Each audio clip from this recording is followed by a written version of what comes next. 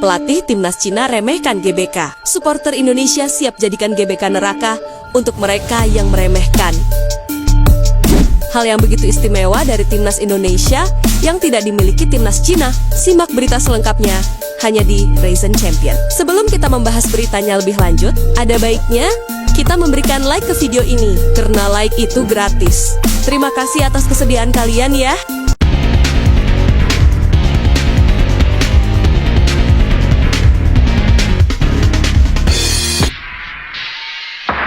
Timnas Cina akan bertandang ke Jakarta, dan menurut laporan resmi, sekitar 3.000 pendukung Cina akan terbang langsung ke Indonesia demi menyaksikan laga hidup mati timnas mereka di Gelora Bung Karno. Tapi yang menarik, bukan hanya tentang siapa yang akan menang di lapangan, tapi soal bagaimana supporter Indonesia akan membalas perlakuan sebelumnya. Fans timnas sempat mendapatkan perlakuan yang tak menyenangkan dari para penggemar Cina. Pada 15 Oktober tahun 2024, saat bertanding di Qingdao Youth Football, Qingdao, China. Lihatlah momen saat supporter timnas Deo Lakalok ketika tengah menyanyikan lagu Indonesia. Atau, lihatlah momen saat lambang burung Garuda yang dibawa oleh para supporter timnas Indonesia terpaksa diturunkan dari tribun stadion. Setelah supporter tuan rumah terus berteriak dan meminta agar lambang tersebut diturunkan, saat itu, perlakuan dari penggemar Cina dinilai telah melukai hati para penggemar timnas. Fans China dinilai nggak suportif, dan hal itu tergambar jelas dari komentar-komentar para pendukung tim Garuda di media sosial. Banyak fans timnas menyuarakan pembalasan saat supporter China datang ke Indonesia,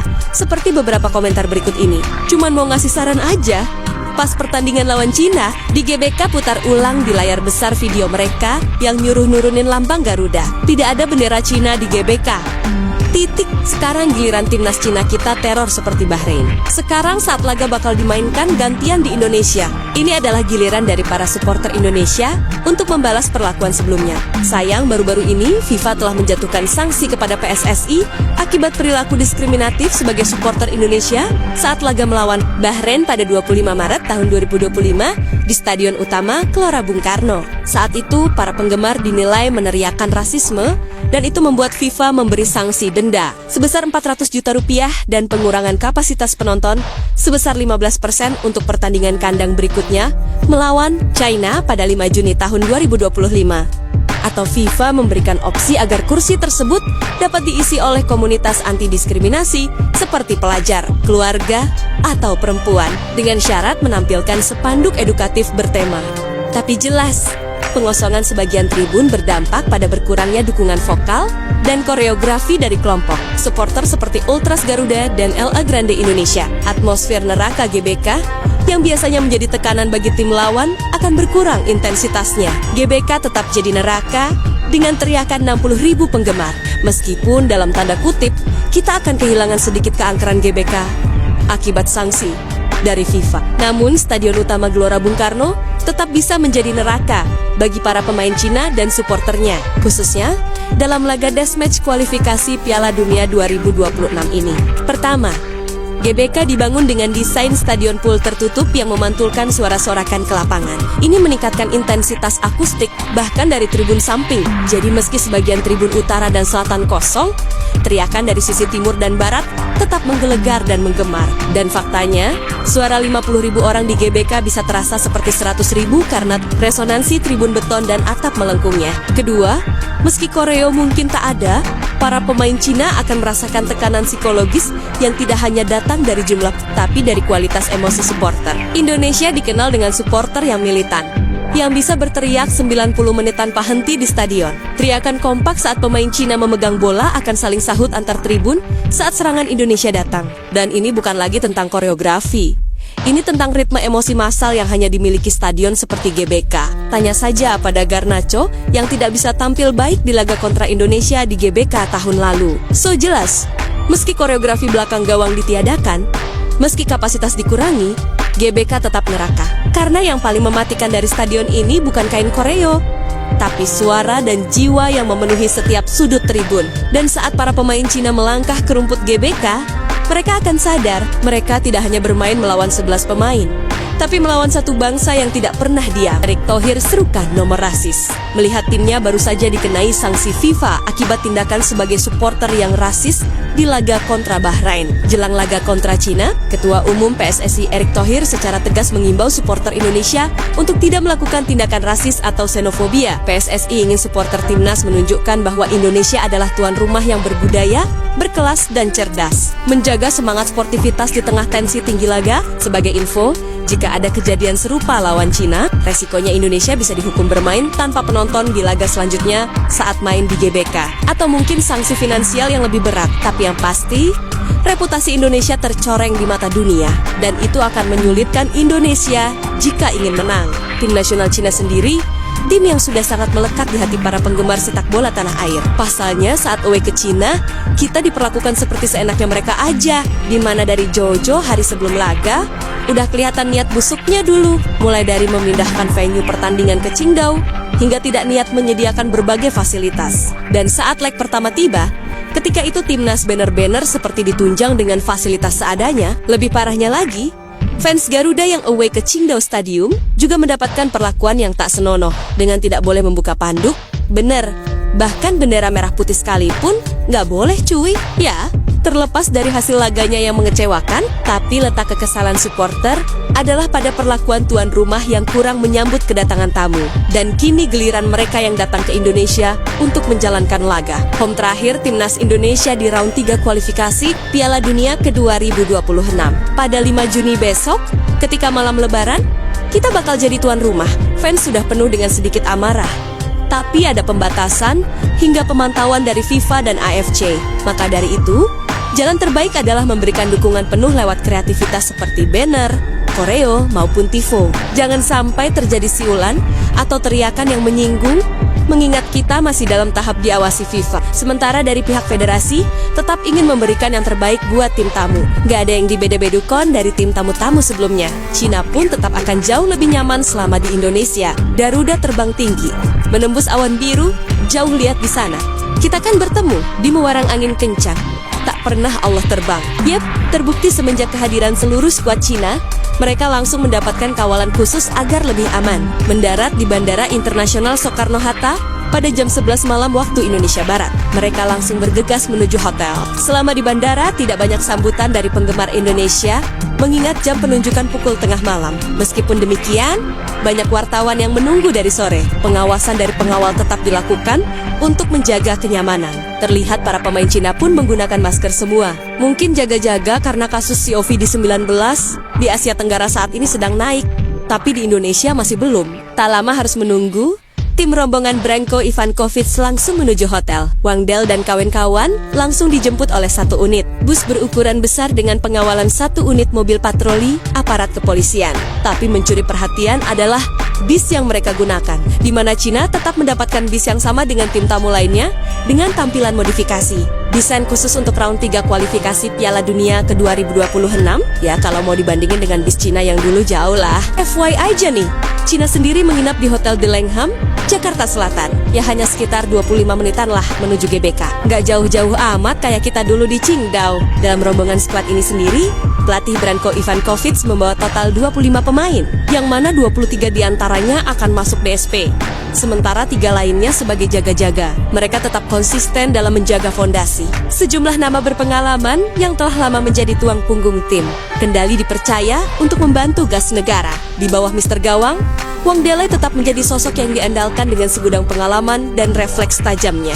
Barisan pertahanan tak kehilangan sentuhannya, Ju Senji masih menjadi pilar utama di lini belakang. Di sektor tengah, Ivankovic mempercayakan kreativitas dan ketenangan kepada Wang Sangyuan dan Su Haoyang. Duet yang mampu menjaga ritme sekaligus mengalirkan bola dengan presisi. Dan untuk urusan mencetak gol, 2 nama besar tetap jadi harapan, yakni Wei Shiho yang tajam dengan insting predatornya, serta Jong Yuning yang dikenal karena kekuatan fisik dan ketajamannya di kotak penalti lawan. Namun di balik daerah tanaman besar itu, ada keputusan menarik yang mencuri perhatian publik sepak bola. Sang pelatih asal Kroasia tak ragu mempercayakan tempat bagi 2 wajah muda. Mereka adalah Wang Yudong dan Liu Chengyu. Usia keduanya baru 18 tahun.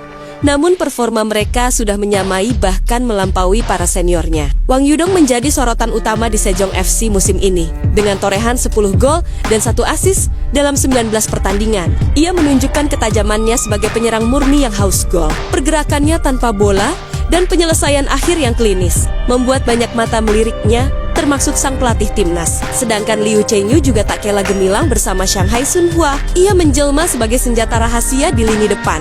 Dari 8 pertandingan di semua ajang, ia mampu menyumbangkan 3 gol dan 1 assist. Sebuah pencapaian luar biasa untuk penyelesaian.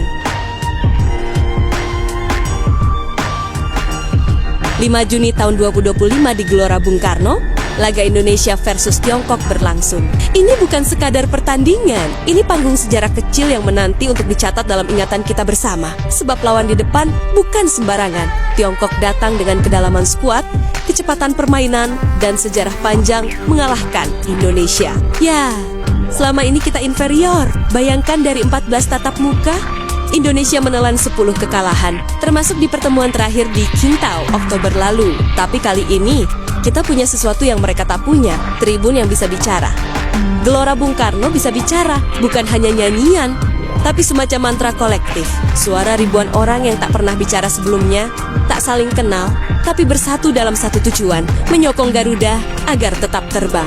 Masih terasa betul dalam ingatan saat GBK bergetar oleh 80.000 orang yang tak ingin pulang, walau skor tak berpihak. Atau dulu saat Boas dan kawan-kawan membuat kita percaya bahwa mimpi itu masih bisa ditulis dengan tinta merah dan putih. Atau malam-malam di mana kita tak menang, tapi pulang dengan dada penuh rasa telah menjadi bagian dari sesuatu yang lebih besar dari diri sendiri. Sekarang kesempatan itu datang lagi. Di ajang yang lebih bergengsi, di panggung yang tak menyisakan negara ASEAN lain selain Indonesia. Jadi jangan tunggu sampai detik akhir. Jangan berpikir, nanti juga ramai. Jangan pikir, toh aku nonton dari rumah. Karena stadion tanpa kita adalah ruang hampa, dan tim tanpa dukunganmu adalah tim yang separuhnya hilang. Ingat, tanpa pendukungnya, sepak bola tidak ada artinya. Kita sering mengeluh tentang sepak bola negeri ini setiap musim, bulan, pekan, atau bahkan setiap hari. Tentang federasi, wasit, pemain, ketidakpastian, permainan politik. Tapi mungkin sekarang saatnya kita berhenti menunggu sempurna. Karena sepak bola bukan soal sempurna. Ia soal hadir, mencintai meski berkali-kali dikecewakan, disakiti dan dihianati. Dan mencintai bisa berarti hadir. Salah satu caranya dengan datang ke stadion. Membeli tiket bukan untuk hiburan, untuk ikut-ikutan, atau sekadar meramaikan, tapi untuk berdiri bersama, menyanyi bersama, dan mungkin menangis bersama. Karena di tengah dunia yang makin terfragmentasi ini, hanya sedikit saja, hanya sedikit momen yang bisa membuat kita merasa utuh. Sepak bola dengan tribun, salah satunya. Di sanalah kita setara. Tak peduli kau datang dari mana, kerja apa, punya berapa di dompet, kawan. Barangkali kau sedang sibuk bekerja, barangkali hidup sedang mencengkram dengan kukunya, atau barangkali kau hanya sedang lelah. Lelah berharap, lelah percaya, lelah mencintai negeri yang tak selalu balas menyapa. Satu malam saja, tanggal 5 Juni tahun 2025, untuk menyanyikan lagu lama dengan dada yang masih bisa berdebar untuk Garuda. Dengan bulu di sekejur tubuh yang masih bisa berdiri karena Indonesia Raya, di stadion bernama Gelora Bung Karno. Tempat yang pernah menjadi saksi luka dan suka, akan berdiri orang-orang terpilih dengan lambang Garuda di dada, melawan Tiongkok. Tim yang bukan hanya kuat, tapi juga mencerminkan sejarah yang menarik, dan juga mencerminkan sejarah yang menarik, dan juga mencerminkan sejarah panjang Asia yang kerap tak berpihak pada kita. Kawan, pertandingan ini bukan sekadar bola, ini adalah panggung jiwa. Tempat air mata bisa jatuh tanpa malu, dan pelukan antara orang asing jadi sahih karena merah dan putih. Kadang kita kalah, tapi siapa bilang kekalahan berarti tak layak dicintai? Kekalahan tak mengurangi kadar cinta kepada tim nasional. Tak mengurangi apapun. Ia hanya menyisakan kecewa sesaat. 5 Juni nanti, stadion tua itu memanggil kita lagi. Dari Palmera, dari Lenteng Agung, Ciledug, dari ganggang sempit Jakarta yang tahu betul bagaimana caranya mencintai dalam keterbatasan. Atau dari luar kota yang tahu pasti bagaimana caranya mencintai dari kejauhan. Datanglah, bawalah suara, bendera, dan dada yang berpacu lebih kencang dari biasanya. Biarkan GBK menjadi lautan merah, di mana semangat tak bisa dibeli, di mana kita tak bertanya siapa pemainnya, karena selama mereka mengibarkan merah putih, mereka adalah kita. Ini bukan soal menang atau kalah, Ini tentang hadir, tentang menjadi saksi, tentang menggenapkan janji bahwa kita tak akan membiarkan Garuda terbang sendiri di bawah cahaya stadion yang agung. Mari kita nyanyikan lagu Indonesia Raya, bukan hanya dengan mulut, tapi dengan hati yang percaya bahwa bangsa ini masih bisa bersorak bersama. Jangan biarkan tribun kosong menyambut mereka. Jangan biarkan semangat hanya jadi gema di masa lalu. Dan kalian tahu, kalian selalu punya tempat di barisan pendukungnya. Jadi, datanglah, tinggalkan sebentar rutinitas yang tak berujung.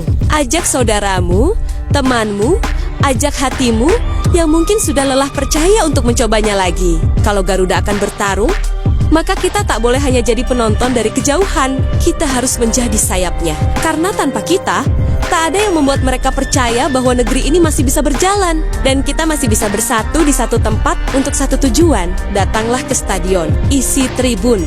Jangan biarkan kursi-kursi kosong jadi simbol apatisme kita. Sepak bola bisa menyatukan kita ketika politik memecah, ketika ekonomi membingungkan, ketika hidup terasa menyesakkan. Karena di tribun, kita setara, senasib, sepenanggungan. Lalu bagaimana dengan mereka yang tak bisa datang? Satu yang pasti, mencintai timnas atau mencintai sepak bola tidak harus ke sana, tidak harus melihat dari sana, tidak harus melihat dari dekat. Setiap orang punya banyak cara mengekspresikan cintanya, termasuk mereka-mereka yang menyaksikan Indonesia dari layar kaca. Ingat, tidak semua orang bisa datang ke stadion. Itu fakta, bukan keluhan. Di luar pagar megah Gelora Bung Karno yang akan penuh sesak, ada jutaan orang yang hanya bisa menyimak dari layer-layer kecil di kamar kontrakan, di warung kopi pinggir jalan, di ruang tamu rumah susun yang sempit dan hangat. Mereka tak memegang tiket, tak bisa melambaikan bendera dari tribun. Tapi bukan berarti mereka tak hadir. Mereka ada, dan mereka juga bagian dari Garuda.